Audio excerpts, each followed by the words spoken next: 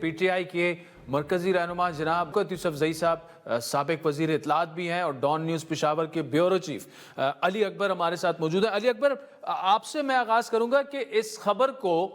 صوبے میں کس طرح سے لیا جا رہا ہے؟ کیا اسے ایک عام انتظامی تبدیلی سمجھا جائے، مطلب صرف صوبائی صدارت کی تبدیلی سمجھا جائے، یا کچھ بڑی تبدیلی اسے سمجھا جا رہا ہے جو کہ علی امین کے لیے آگے چل کر صورتحال معاملات گڑبڑ بھی مزید پیدا ہو سکتی ہیں؟ شکریہ عادل۔ اور جو خیبر پختونخوا ہے، یہاں کے جو سیاسی حلقے ہے، جو صحافتی حلقے ہے، تو 2 دن سے یہ ایشو جو ہے وہ کافی گرم چل رہا ہے، اور اس کو ایسے لیا جا رہا ہے کہ جیسے علی امین وزیر اعلیٰ خیبر پختونخوا کے پر کاٹنے کی کوشش کی گئی ہے۔ اور آپ نے جس طریقے سے کہا کہ یہ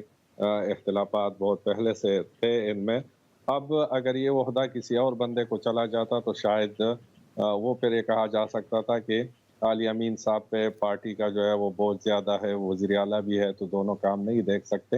لیکن ان کے مخالف گروپ کو یہ عہدہ چلا گیا ہے، اس میں کوئی شک نہیں۔ یہ وہی گروپ ہے جو کہ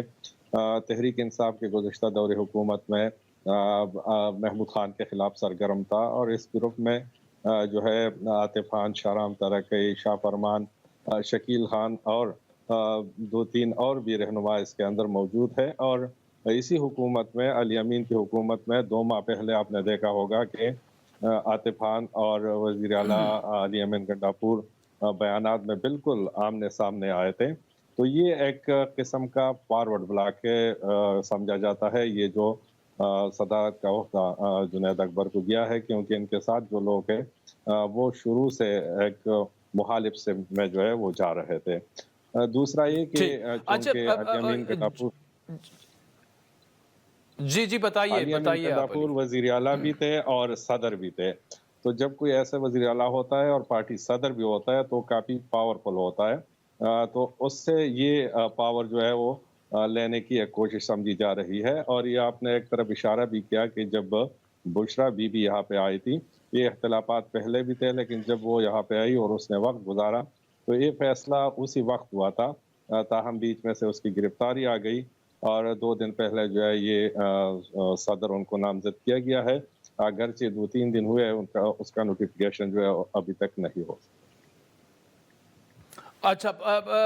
مجھے شوکت یوسف زئی صاحب یہ بتائے گا کہ اب آگے کیا سلسلہ چلے گا؟ کیا جو جنید اکبر صاحب ہیں جو کہ صوبائی صدر ہیں، وزراء ان کو جواب دہ ہوں گے؟ گورنمنٹ کی جو پرفارمنس ہے وہ مطلب علی امین صاحب جو ظاہری بات ہے صوبائی صدر پارٹی کا اگر ہو، کافی پاورفل شخصیت وہ ہوتی ہیں، تو پرفارمنس پر بھی کافی سوالات خود پارٹی کے اندر سے اٹھائے جا رہے تھے، بیوروکریسی کی جانب سے بھی اٹھائے جا رہے تھے۔ اب نظام آگے کیسے چلے گا پارٹی کا اور حکومت کا؟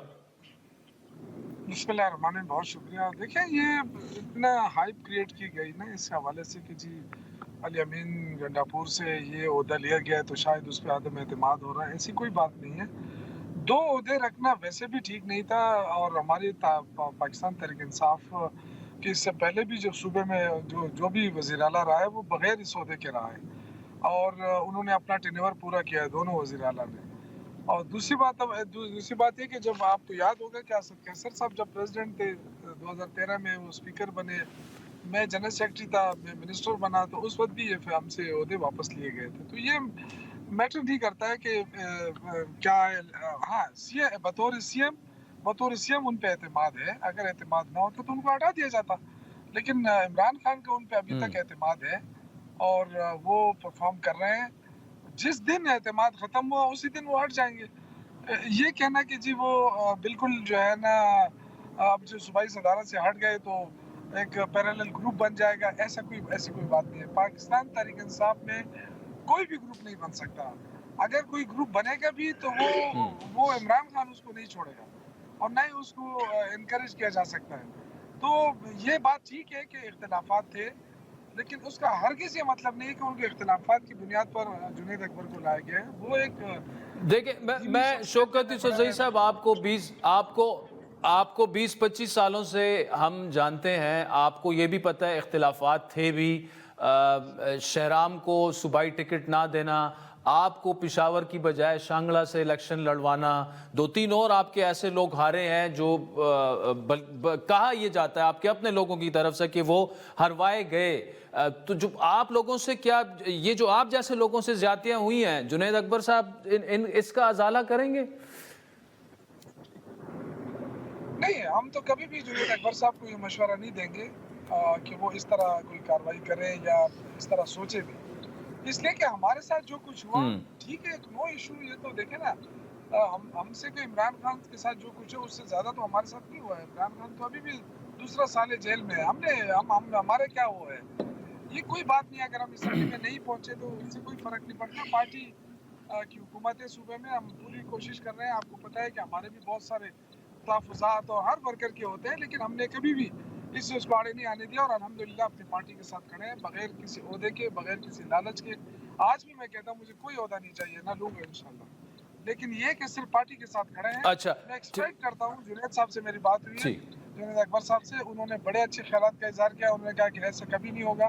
میں انشاءاللہ تعالیٰ سب کو ساتھ لے کر چلوں گا، اور جتنے سینئر ہیں، جونیئر ہیں، ان سب کو ملا کے چلیں گے اور ایک دوسرے کی مشاورت سے چلیں گے. دیکھیں اس وقت بہت بڑا ایشو ہے، ہماری جو تنظیم سازی ہے وہ نہیں ہو سکی ہے کمپلیٹ، اور جو آرگنائزیشن ہے وہ بھی کافی مطلب یہ کہ اس طرح وہ نہیں ہے. تو چونکہ وزیر اعلیٰ کے پاس اتنا ٹائم نہیں ہوتا ہے کہ وہ پوری تنظیمی دورے کرے صوبے کی اور تنظیم سازیاں کرے، یہ بڑا مشکل ٹاسک ہوتا ہے. لیکن جہاں تک پرفارم کیا حاجی امین گنڈاپور صاحب نے، میرے خیال سے اپنے تئیں انہوں نے بہت کوشش کی ہے. اب ان کا فوکس جو ہے وہ صوبائی حکومت چلانے پہ ہونا چاہیے، اپنے وزراء کے اوپر ہونا چاہیے. اگر کوئی کسی وزیر کے بارے میں یا کسی اس کے بارے میں کوئی کرپشن کی کوئی بات آتی ہے، تو بجائے اس کے کہ دوسرے لوگ آ کے فیصلے کریں، وزیر اعلیٰ کو خود ایسے فیصلے کرنے چاہیے جس سے ان کا کریڈیبلٹی بنے اور ان کی کیبنٹ کی کریڈیبلٹی بنے. تو دونوں کے پاس بڑی اپارچونٹی ہے، اور میں ایکسپیکٹ کرتا ہوں کہ دونوں اپنے اپنی جگہ پہ کام کریں گے اور دونوں ایک دوسرے کے ساتھ کوآرڈینیٹ کریں گے.